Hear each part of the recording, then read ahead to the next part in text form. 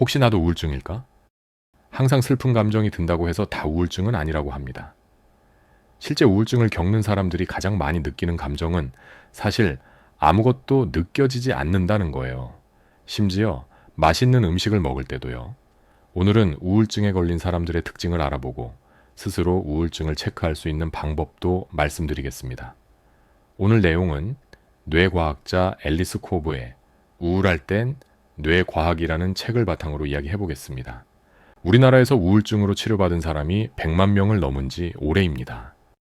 코로나 때 많이 늘었는데 여전히 감소하지 않고 있습니다.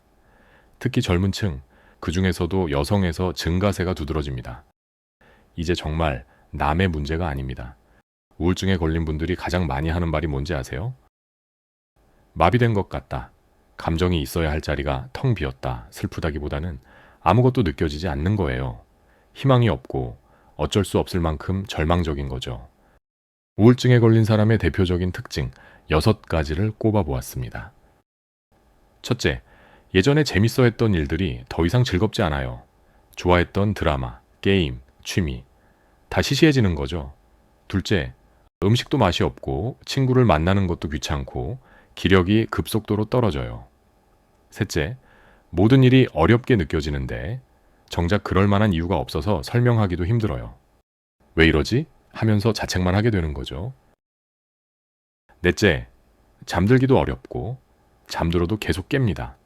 수면 패턴이 완전히 망가지는 거예요. 다섯째, 몸의 아픔이나 통증을 훨씬 더 극심하게 느껴요. 여섯째, 집중이 안 되고 불안, 수치심, 외로움을 자주 느낍니다. 대표적인 우울증의 증상 6가지를 알아보았고요. 이번엔 스스로 우울증인지 진단하는 검사를 해보겠습니다. 미국 정신의학회에서 제시하는 우울장애 진단 기준입니다. 다음 증상 중 5가지 이상을 2주 동안 거의 매일 경험했다면 주요 우울장애일 가능성이 있습니다. 지금부터 하나씩 열거해 드릴 테니 한번 몇 개에 해당하는지 체크해 보세요. 정확한 진단은 반드시 정신건강 전문가만이 내릴 수 있다는 점을 기억하세요. 슬프거나 공허하거나 항상 짜증이 난 상태 등 우울한 기분, 모든 또는 거의 모든 활동에 흥미나 즐거움 감소, 의도하지 않은 상당한 체중의 감소 또는 증가, 식욕의 감토해 또는 상승, 불면증 또는 수면 욕구 증가, 다른 사람들이 알아볼 정도로 초조해하거나 느려진 행동, 피로 혹은 기력 상실, 자신이 쓸모없는 존재라는 느낌 또는 과도하거나 부적절한 죄책감, 생각하거나 집중하거나 결정 내리기가 어려움, 죽음이나 자살에 대한 반복적인 생각. 만약 5가지 이하로 몇 개에 해당한다면 경미한 우울을 경험하고 있는 것일 수도 있습니다. 이 역시 전문가의 상담을 받아보는 것이 좋습니다. 여기서 정말 중요한 포인트가 있어요. 우울증에 걸리면 뇌가 계속 우울한 상태를 유지하는 방향으로 생각하고 행동하게 돼요. 이게 정말 잔인한 부분인데 우울증을 극복하는 데 도움이 되는 일들을 할 기력이 없어지는 거예요. 예를 들면 운동하면 도움이 된다는 걸 알지만 운동할 기분이 전혀 안 들어요. 잠을 잘 자야 한다는 것도 알지만 불면증 때문에 못 자죠. 친구들과 즐거운 시간을 보내면 좋겠지만 즐거워 보이는 일은 하나도 없고 사람들을 귀찮게 하고 싶지도 않아요. 저자는 이걸 정말 적절하게 표현했어요.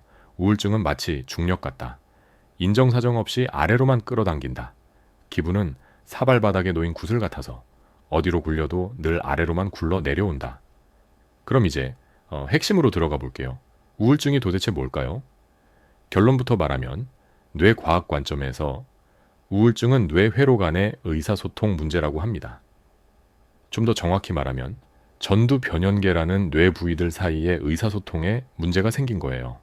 전두엽은 우리가 이성적으로 판단하고 계획하는 부분이고 변연계는 감정을 담당하는 부분이에요. 이 둘이 제대로 소통하지 못하면서 우울증이 생기는 거죠. 여기서 희망적인 소식이 있습니다. 뇌 같은 복잡한 시스템에서는 아주 작은 변화만으로도 전체 시스템의 방향을 완전히 바꿀 수 있다는 거예요. 저자가 든 예시가 정말 좋더라고요.